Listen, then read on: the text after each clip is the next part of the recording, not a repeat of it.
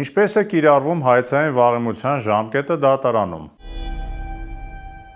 Ողջույն, ես փաստաբան Տիգրան Գրիգորյանն եմ։ Տեսնենք, թե ինչպես է սահմանում օրենքը հայցային վաղեմության հասկացությունը։ Հայաստանի Հանրապետության քաղաքացիական օրենսգիրք հոդված 331։ Հայցային վաղեմություն է համարվում իրավունքը խախտված անձի հայցով իրավունքի պաշտպանության ժամանակահատվածը։ Հոդված 332։ Հայցային վաղեմության ընդհանուր ժամկետը 3 տարի է։ Եվ այսպես, հայցային վաղեմության ընդհանուր ժամկետները 3 տարի է։ Ինչպես է այն հաշվարկվում։ Օրինակ, եթե փոխառություն եք տրամադրել որևէ մեկի եւ պարտքի վերադարձման համար սահմանել եք ենթադրենք մինչեւ 2026 թվականի հունվարի 1-ը,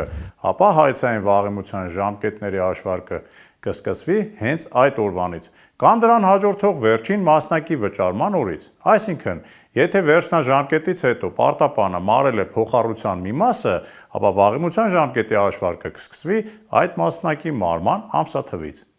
Այն դեպքում, երբ բաց եք թողել վերոնշյալ 3 տարվա ժամկետը, ապա դատարանը կարող է կիրառել հայցային վաղեմություն եւ ձեր պահանջը կմերժվի։ Կարևոր է իմանալ, որ քաղաքացիական դատարանը հայցային վաղեմություն կարող է կիրառել միայն պատասխանողի գրավոր դիմումի հիման վրա։